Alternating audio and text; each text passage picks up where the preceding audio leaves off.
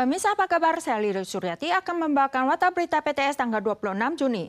Yuan Legislatif hari ini meninjau MOU Ketenagakerjaan antara Taiwan dan India. Kementerian Ketenagakerjaan menekankan bahwa mereka akan mengadopsi mekanisme perekrutan jalur ganda, yaitu direct hiring dan lewat agensi. Untuk metode direct hiring akan diluncurkan metode baru. MOU menegaskan uji coba skala kecil akan diterapkan pada sektor manufaktur di tahap awal dengan jumlah PMA yang direkrut tak melebihi 1.000 orang. Taiwan dan India telah menandatangani MOU Ketenagakerjaan. Yuan Legislatif meninjau isi MOU tanggal 26. Para legislator pertama-tama mengajukan kekhawatiran tentang metode perekrutan, serta apakah ada unit tunggal yang telah ditunjuk untuk pemrosesan perihal ekspansi direct hiring. 如果采政府对政府基础的直聘，我方雇主人力需求如何提供？印度方它本身没有直聘的制度啦。我要跟您报告，这个直聘跟我们现在传统的国内直聘这是不一样的哦。好，所以这是一个全新的尝试。 Legislator bertanya industri apa saja yang akan dibuka MOL, berapa jumlah yang akan direkrut pada awalnya. MOL menyatakan bahwa jumlah pekerja yang direkrut pada tahap awal tidak akan melebihi 1.000 orang. 类别会有哪一些？这个时程会是怎么样？它初期是会制造业为主，而且初期是非常小规模的，大概1000人左右而已。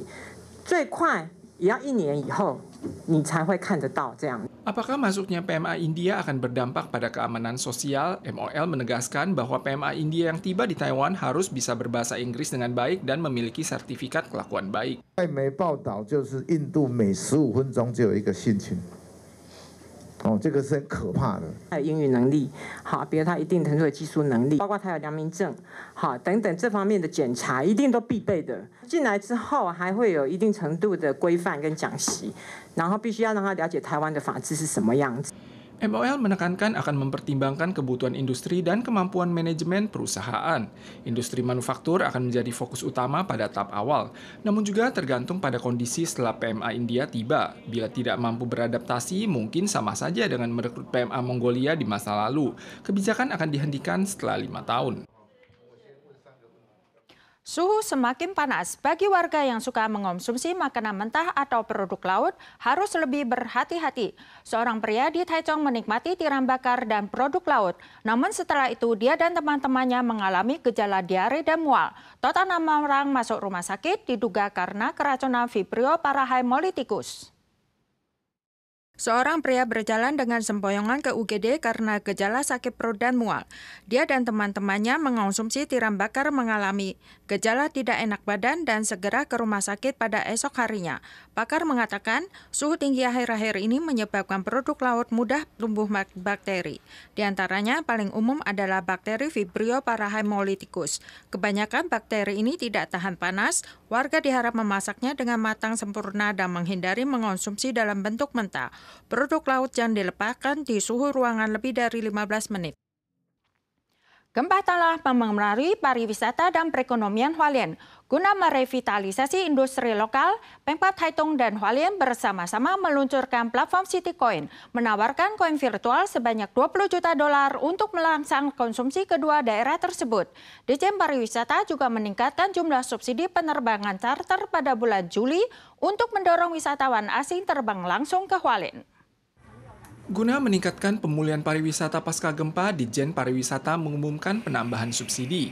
Bagi turis asing yang menuju Hualien dan Taitung dengan penerbangan charter, setiap penerbangan dari Jepang akan disubsidi $420.000, Korea Selatan dan Asia Tenggara akan disubsidi $360.000, sedangkan Hong Kong dan Makau akan dinaikkan dari $285.000 menjadi $305.000.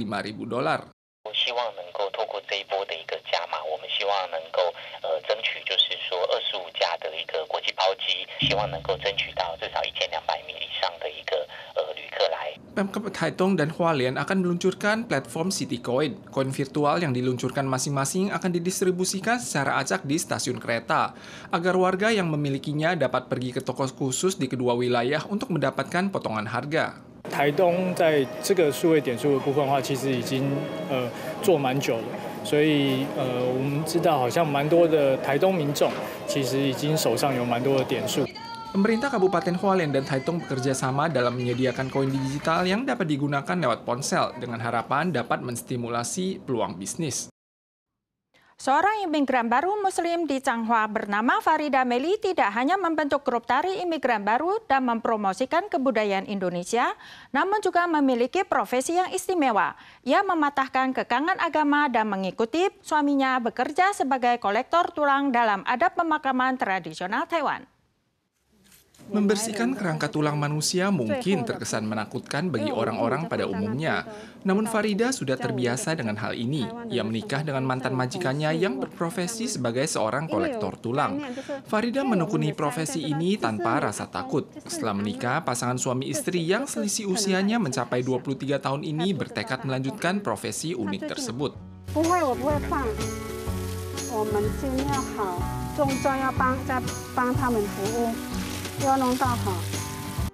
Setiap bulan ia berkumpul bersama kalangan wanita dari Asia Tenggara untuk mempromosikan aneka kuliner dari negara mereka. Ia bahkan membentuk sebuah grup tari bernama Sri Kandi bersama-sama dengan ibu-ibu dari Indonesia lainnya. Anaknya bernama Brandon Yeh adalah seorang siswa SD kelas 5. Ia sangat bangga dengan kebudayaan yang diperkenalkan oleh ibunya.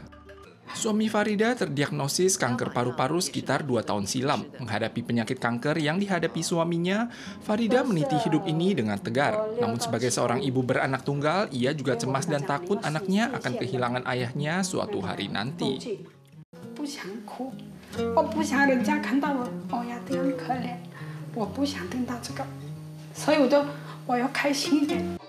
Menari dan tampil bersama kelompok tari Sri Kandi di berbagai acara kebudayaan merupakan salah satu cara untuk mengalihkan kesedihan dan kegelisahan hatinya.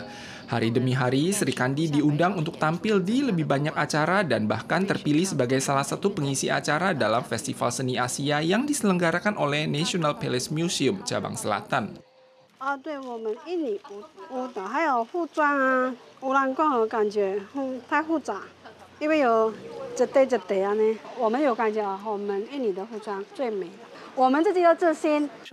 Demi anak semata wayang, Farida akan tegar menghadapi kenyataan hidup. Untungnya, ia dikelilingi oleh sekelompok imigran baru lainnya yang selalu memberikan dukungan dan hiburan batin.